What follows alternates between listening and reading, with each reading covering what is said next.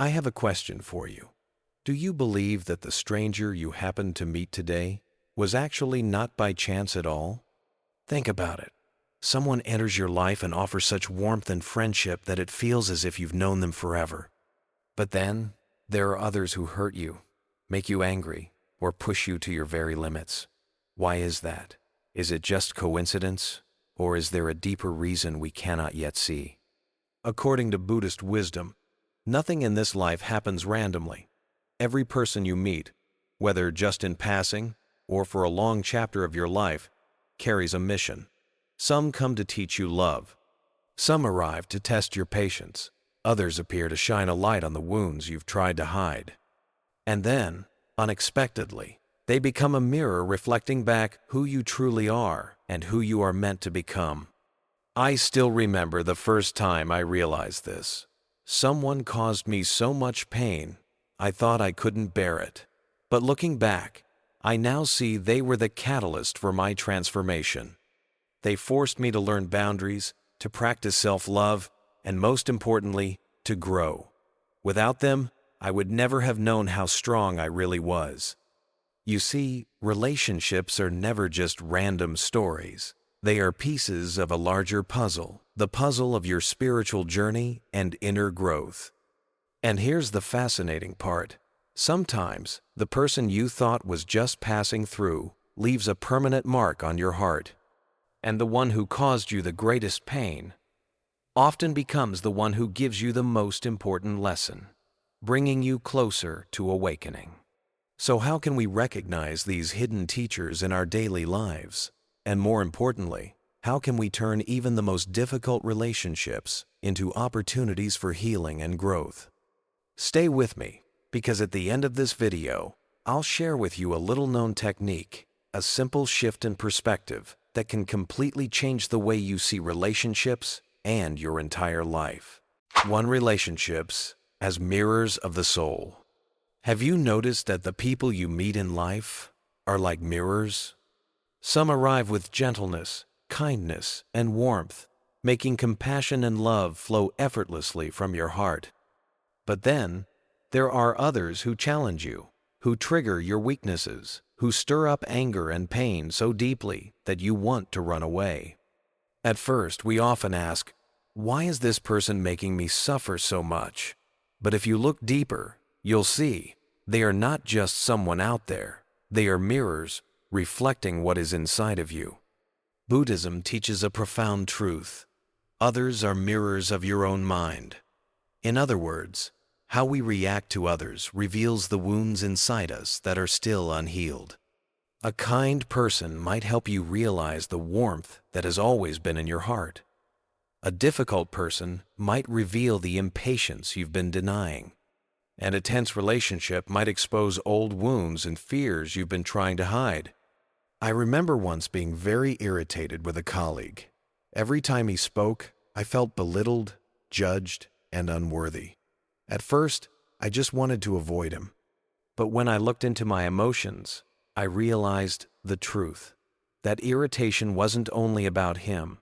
It was tied to wounds from childhood, when I was constantly compared to others and felt I wasn't good enough. That colleague unknowingly became the mirror that forced me to face my own fear of inadequacy, and from there, my healing began. The Buddha once said, "Our greatest enemy is not outside, but within our own mind." Sometimes those who anger us are not enemies, but teachers. They come to show us what we still need to learn and where we must grow. So the next time someone hurts you, instead of asking, "Why are they treating me this way?" try asking yourself, "What is this reflecting in me? What lesson am I meant to learn from this experience?" When you begin to see relationships as mirrors, you'll realize no one is truly against you. They are helping you see yourself more clearly, giving you the chance to grow, soften, and become stronger. 2. Karma and the meaningful web of connections. Imagine sitting in your favorite cafe. Suddenly, a stranger walks up and starts a conversation. Maybe they're only in your life for a few minutes, but their words echo in your mind for days. Have you ever wondered, Why some people enter and leave our lives so fleetingly. Is it just coincidence or part of something bigger, deeper? Buddhism teaches a beautiful truth. No meeting is ever meaningless. Every person who enters your life, whether to bring joy, to test your patience, or even to cause pain, carries within them a seed of karma. Sometimes it's not only the story of this life, but a continuation from lives long past. Often, the relationships that hurt us the most are unfinished lessons from the past. Perhaps we once planted a seed, and now it is time to reap its fruit. Not as punishment, but as an opportunity to see ourselves more clearly, and to choose what new seeds we want to plant for the future. I remember once reconnecting with an old friend. We had so much conflict in the past that I thought we would never speak again. But when we met again, I realized my old anger was simply a reflection of wounds still unhealed within me. That person wasn't there to destroy me, but to remind me of a wound that needed attention. That is the karma of relationships. The Buddha said, "What we experience today is the result of seeds we planted yesterday, and what we plant today will bloom tomorrow." This isn't meant to scare us, but to give us power. We can choose to react with anger or respond with compassion. We can repeat the cycle of suffering or plant new seeds, seeds of understanding and release. This is what makes every encounter precious. Whether someone stays a lifetime or only a moment, they are mirrors reflecting back to us what still needs healing. So think of someone who has annoyed you recently, maybe a coworker, a family member, or a stranger. Instead of asking, "Why are they doing this to me?" try asking, "What are they reflecting within me?" That single question can open a new door, the door out of suffering's endless repetition. And at the end of this video, I'll share with you a little-known technique that can shift how you see all your relationships. 3. Embracing suffering as a teacher. Think of a relationship that once hurt you so deeply you thought you'd never recover. Perhaps it was a broken friendship, a failed marriage, or a family member who turned away from you. That pain felt like a deep wound, and in those moments, all you wanted was to escape. But here's the paradox. It is often those painful relationships that become our greatest teachers. The Buddha said, "No mud, no lotus." Without mud, the lotus cannot bloom. Without hardship, how could we learn the strength of letting go, the patience of endurance, or the power of true compassion? I remember once being betrayed by a close friend. It felt like my whole world collapsed because I had placed too much trust in that relationship. For many nights I asked, "Why did this happen to me?" But then I realized they didn't come to destroy me, but to force me to look within. I had been too dependent, too attached to expectations. That pain taught me healthy boundaries, self-love, and how to love without clinging. You see, just as the lotus rises from the mud, we rise stronger from suffering. Without heartbreak, how could we learn resilience? Without falling, how could we discover the hidden strength within? Maybe you too have cried through the night because of a relationship. But instead of seeing it as the end, try to see it as an invitation to let go of what no longer belongs to you, an invitation to discover the extraordinary capacity for healing that rests quietly in your heart. The Buddha emphasized, pain is inevitable, suffering is optional. We cannot avoid the challenges of life, but we can choose how to transform them into wisdom and compassion. And often, the relationships that once shattered us become the doorway to a stronger, freer version of ourselves. Not hardened or cold, but someone who knows how to love wisely, let go when necessary, and honor their own worth. In the end, what once wounded us can become the key to inner freedom. 4. Practicing mindful presence. Have you noticed how, in today's world, we are often together, but not truly present, sitting at the same table, yet each staring into our phones, listening to someone speak, but our minds are elsewhere. The irony is that we all long to be understood, to be heard, yet we rarely offer one another our full presence. Buddhist teaching reminds us, mindfulness is the greatest gift we can give each other. It means that when you are fully present in the moment, without rushing, without judgment, you are offering one of the purest forms of love. Think back to the last time someone truly listened to you. They didn't interrupt. They didn't rush to give advice.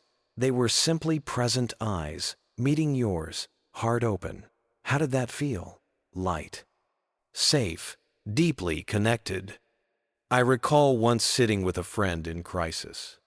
At first, my mind was full of advice, solutions, things to say. But then I stopped. I simply sat there. I listened. And something remarkable happened. My friend began to cry, and then slowly felt lighter. Not because of anything I said, but because I was truly there. The Buddha said, if you cannot give material gifts, then give your presence. Presence is the invisible bridge that connects heart to heart. It transforms a fleeting conversation into a moment that touches the soul. And here's the beautiful part. Mindful presence not only heals others, it heals you. When you listen with your heart, you let go of hurry, you open yourself to compassion, and you return to inner peace. So next time you sit with someone, try putting your phone away, take a deep breath, look into their eyes, and simply listen. You'll see the connection you create is deeper than words. In the end, the greatest gift we can give is not material wealth, but our full presence in this very moment. 5. Forgiveness, the liberation of the heart. Have you ever carried a wound in your heart for so long that every time you thought about it, the pain felt as fresh as yesterday? Maybe it was a hurtful word. Maybe it was betrayal from a friend you once trusted. Or maybe it was a broken relationship you never truly let go of. We often think that holding on to anger will make us stronger, as if it's a way to protect ourselves from being hurt again. But the truth is different.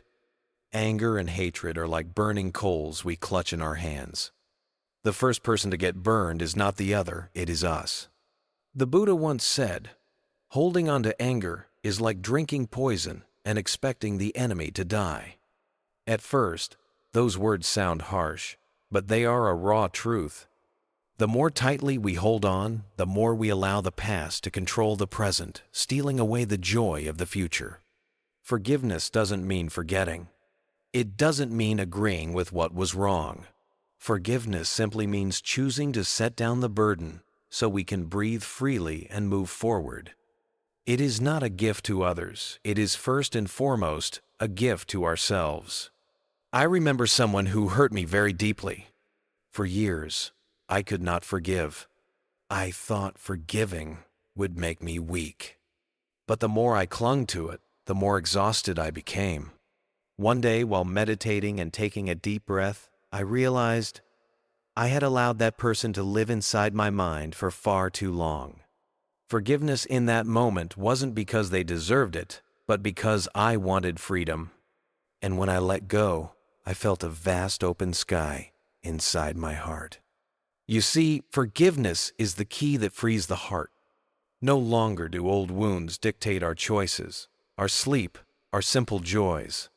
Instead, we create new space where love, peace, and freedom can bloom. So if you still carry anger in your heart, ask yourself, how long do I want to keep carrying this weight? Perhaps it's time to put it down. Because you deserve peace more than you deserve to remain chained to the past. And sometimes, forgiving others is really how we learn to forgive ourselves. 6. Compassion for yourself. Have you ever noticed how harshly you treat yourself? A small mistake can haunt you for days. One moment of weakness, and you label yourself a failure. We are often more generous with others than with ourselves. When someone else makes a mistake, we forgive. But when we stumble, we criticize. We punish ourselves. We fall into the spiral of guilt and shame. The Buddha once taught, "You can search the entire universe and not find anyone more deserving of your love than yourself." This reminds us that compassion isn't only for others. It must begin within our own hearts. I remember a time when I constantly blamed myself for past mistakes. I thought, if only I had been smarter, stronger, everything would have been different. Each day, I lived with the feeling of not being enough, of being unworthy. But the more I blamed myself, the more exhausted and disconnected I became from who I truly was. One day during meditation, I asked myself, if my best friend had made these same mistakes, what would I do? The answer was clear. I would hold them, comfort them, remind them that stumbling is natural. So why couldn't I treat myself the same way? From then on, I began practicing compassion toward myself. Not through indulgence, but through acceptance and kindness. I allowed myself to fail so I could learn. I allowed myself to be soft so I could remember I am human. Step by step, I learned to embrace myself, scars, mistakes, imperfections, and all. You see, when we are compassionate with ourselves, we create space for healing. We stop running away. We stop imprisoning ourselves in shame. And from that foundation, we can open our hearts, love more freely, and offer gentleness to others. So ask yourself, how can I be kind to myself today? Maybe it's a deep breath. Maybe it's a gentle word of encouragement. Maybe it's allowing yourself a moment of rest you thought you didn't deserve. Self-compassion is not selfish.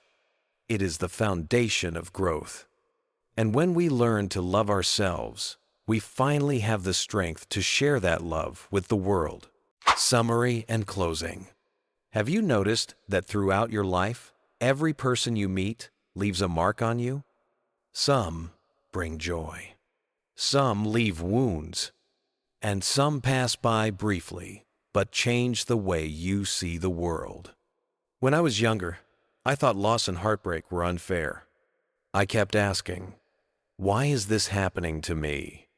But later, through studying and practicing the Buddha's teachings, I realized that question leads nowhere. The more important question is, what lesson is life offering me here? The Buddha taught that everything arises from causes and conditions. No encounter is meaningless. Whether it brings happiness or suffering, every relationship shapes us, polishes us, and helps us grow. I remember when I went through a painful breakup. At that time, all I could see was emptiness and loss.